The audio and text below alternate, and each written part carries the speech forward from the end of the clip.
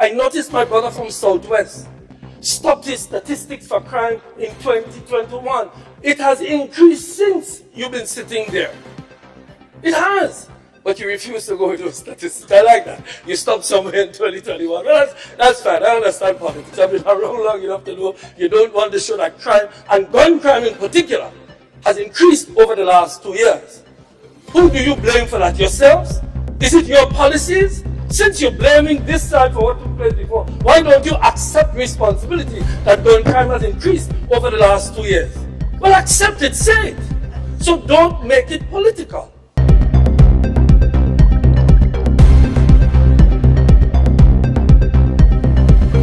The issue is crime. All we are doing here today is discussing a change in gun crime. But the proliferation of crime, of gun crime, is only one aspect of the proliferation of crime.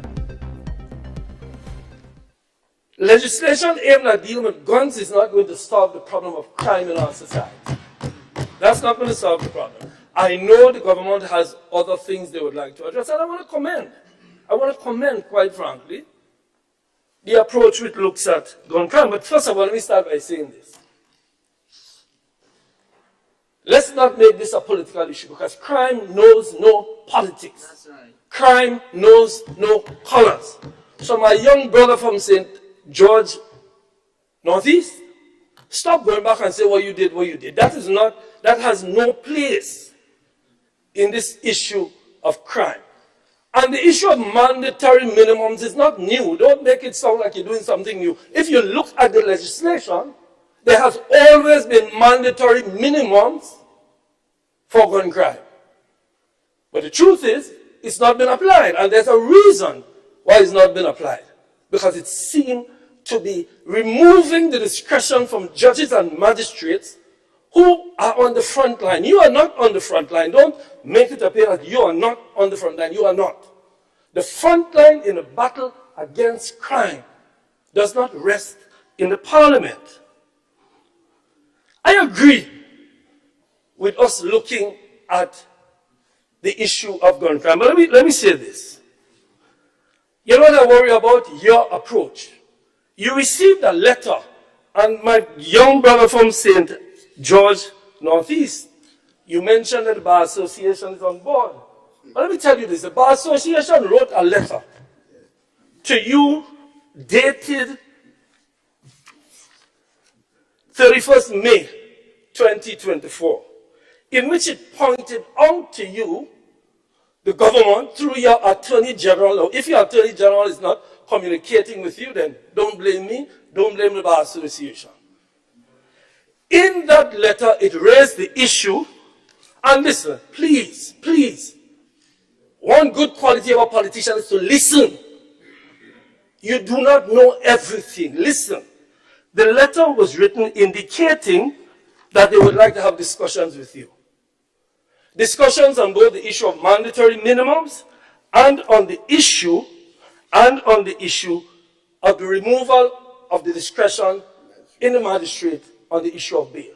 The letter was written, a long letter, from the Bar Association, signed by the president of the bar. I have copies of the letters. If she has not passed it to you, I will certainly give you a copy. What did you do? And when I say you, I mean you through your Attorney General. You responded. You responded to the Bar Association by saying, listen, man, this idea that you all have that mandatory minimums are unconstitutional and that discretion of the magistrate is unconstitutional, this idea you lawyers have, we know better. Therefore, at the end of her letter, she says, we are going to proceed. We will proceed without any consultation with those on the front line of the issue of crime. Now, you, my young brother from St. George Northeast, said the Bar Association is on board. And I know the Bar Association will get attacked. I know me as a criminal defense lawyer, I will be attacked. I represent ordinary working people who find themselves afoul of crime every single day, and I make no apologies. The point I'm making is this. Are you so arrogant as to believe you do not need to consult with the Bar Association on the issue of whether or not these things are constitutional or not? Is there such arrogance in you that you don't want to say that, look, you're doing it again. Look, you're doing it again. Debate the bill. No, I'm not debating the bill because I only have 15 minutes. I'm saying to you that the place you go to have consultation, and it may sound funny to you, is the Bar Association, who has in its ranks the highest ranking judicial officers. King's Counsel Francis Alexis, King's Counsel Robert Ferguson. You are saying to them, come to the Parliament and debate the bill. My brothers and sisters, I know I will be subject to attack. I say to you, let us, Mr. Speaker, are they speaking through you? I hope I have my time. Tell me when you're ready. No, you go ahead. You proceed. I have not intervened. You proceed. So you're not going to comment on that? Proceed, Honorable MP, please. I will proceed. The point I'm making is this. Please, let not your arrogance lead you to ignoring the senior members of the bar who are urging you to have consultation before you take this to the final stages. Your Attorney General indicated that they are not constitutional, they are not unconstitutional. Senior counsels believe they are. I cannot sit here this morning in 10 minutes and go through all the legal arguments about constitutionality or not. All I can do is this. All I can do is this, my young brothers, is invite you to come to court one day. Come to court on the last Thursday of every month, where you see mothers, brothers, sisters, uncles on both sides of crime, where you see probation officers, where you see magistrates, where you see people working to help you. That is where our crime begins, when our young people are juveniles. I say this to you. The truth is, you're right. You're right. The police are doing an excellent job. In fact, Grenada has one of the highest rates of solving crime throughout the Caribbean. And let us commend the police for that. What they need is not more guns. I noticed recently there's a story that we're getting more high-powered guns. Let me tell you the story of Trinidad and Tobago. You're putting more guns into the circulation of the country, high-powered guns. Trinidad and Tobago, years ago. You may be too young to remember Dole Chedi. When Dole Chedi had his criminal ring, the government decided we would solve crime. You know how we would solve crime? We go hang Dole Chedi and all the friends. So they hung about 5 or 6 of them. The next day, 10 people get killed in Trinidad. They armed the police, and where is Trinidad today? Please just listen. You're not listening. I'm saying that in Trinidad, they went on the same path.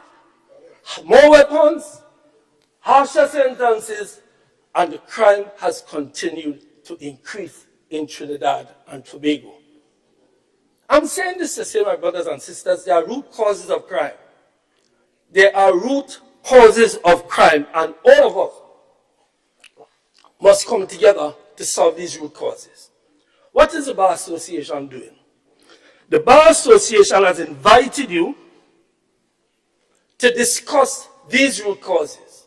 The Bar Association has said we have a committee that includes the priests, that includes the private sector, that includes the labor movement, that includes people who act as magistrates. Let us sit together with all of these people to discuss what are the fundamental underlying roots of crime. Not just passing legislation to hang people for crime, but to find out why is it there is an increase. Why is it that young people are more prone to committing crime, or why? And we have extensive discussions every week on this issue. Magistrates. I have been before magistrates who are working hell hard to find solutions. I've seen young people, 15 and 16, now going, packing up the juvenile center. We must address these. I know the government has programs for that. I know that. I know the government will try, but I'm saying to you that you should have extensive consultations. The Bar Association is only offering itself as one of the avenues to go. Our magistrates are socially conscious. Our magistrates live among the people. Our magistrates are grounded here. They have a stake here. I know we have legislation coming shortly to disenfranchisement of dealing with certain bail issues. But our magistrates work hard every single day to the extent that we work with magistrates to solve crime. The point I'm making, brothers and sisters, is that our magistrates are also on the front line. I commend the Prime Minister for talking about the situation at the prisons. The prisons is an incubator for crime. I commend it because we have to deal with the issue. But let me tell you again, like in the US, the solution to crime is not just building more prisons. So crime goes up, you build more prisons, it goes up, you build more, you end up, as in America, you have a prison industrial complex. Soon you might be talking about privatizing the prisons like they've done in the US. No, we must solve the problem so the prisons become the last resort for people to go to. Brothers and sisters, members of parliament, you have admitted, several of you have admitted that these pieces of legislation will not solve crime. Look at the frontline workers. Are we investing more in the probation department? Are we investing more in programs for youth in the communities?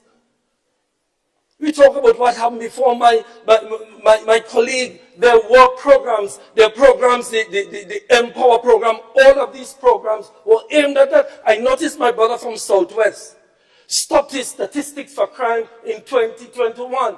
It has increased since you've been sitting there. It has. But you refuse to go with those statistics. I like that. You stopped somewhere in 2021. Well, that's fine. I understand politics. I've been around long enough to know you don't want to show that crime, and gun crime in particular, has increased over the last 2 years. Who do you blame for that? Yourselves? Is it your policies? Since you're blaming this side for what took place before, why don't you accept responsibility that gun crime has increased over the last 2 years? Well, accept it, say it. So don't make it political. Gun crime has been increasing over these last 3 years. I see it. So let us not treat this as politics. And you keep doing it. Let us not treat. We all have to come together. And that is what the Bar Association is saying. And the Bar Association is not a political tool of anybody. Mr. Speaker, there's another bill coming, and I will say more at that point. But in this case, these mandatory minimums, it is my view, without going into the details of the law, and we may get an exposition of the law, there will be an argument that it's not. We believe that it is not within the Constitution to remove the discretion. Let me give you an example, Mr. Speaker. So there's a priest living in a house, and he has a gentleman living with him. And the gentleman comes home one evening with a gun. And the priest sees the gun, and the priest stashes it away to keep it away from the gentleman. So the priest took possession of the gun. He took possession of it, but he does not know what to do. It is not a joke, my young brother. The priest takes possession of the gun, and I have cases like this. The priest doesn't know what to do with it. So he hides it. So the priest has possession, and the priest has knowledge. Are you saying to me that a magistrate in that case, or a judge, should not be able to exercise discretion to say that I'll give him probation or give him some other sentence? In fact, he goes straight to jail for 10 years? Mr. Speaker, MPs allow him to proceed. Mandatory minimums are mandatory minimums. I have a case recently where a child and the mother was picked up because the police was afraid that the man who owned the guns will say it belongs to them, and they go to jail. I'm simply saying that mandatory minimums have been found to be unconstitutional in some jurisdictions. I'm not saying that the bill does not provide some escape chutes, but I'm saying this. We have a lot of, I say, I speak a lot of lawyers on the other side who will make the arguments in a while. And I know my friend, while he does not practice criminal law, I know you will have been properly briefed on it, so he will have a response.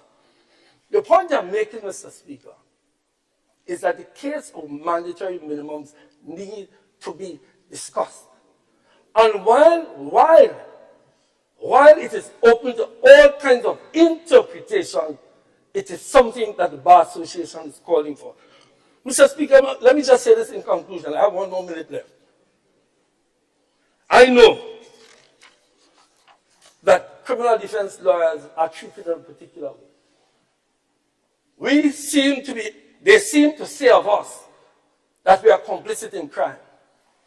But I'll tell you this, when their children or their constituents get locked up for small crime, they call us.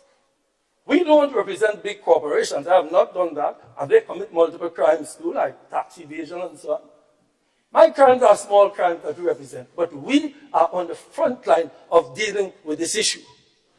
We are partners with the government. Don't treat us as if we come here to cry for criminals. We come here as persons who want to uphold the law and who believe that working people and poor people have the same rights as big corporations when it comes to the law. So don't launch an attack on me and say, boy, Peter always talking about criminals. I do criminal defense, as does a certain section of the bar. In fact, if you need to read the proposal coming out of the CARICOM initiative in the Needham Declaration,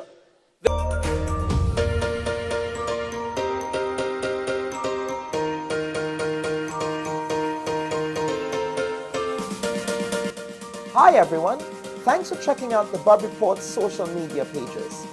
If you'd like to get more videos, show highlights, and watch our weekly live show, follow our Facebook, Twitter, and Instagram pages, and also subscribe to our YouTube channel.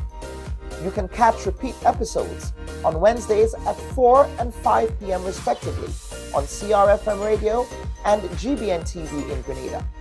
We are also viewed on Sundays at 8 p.m.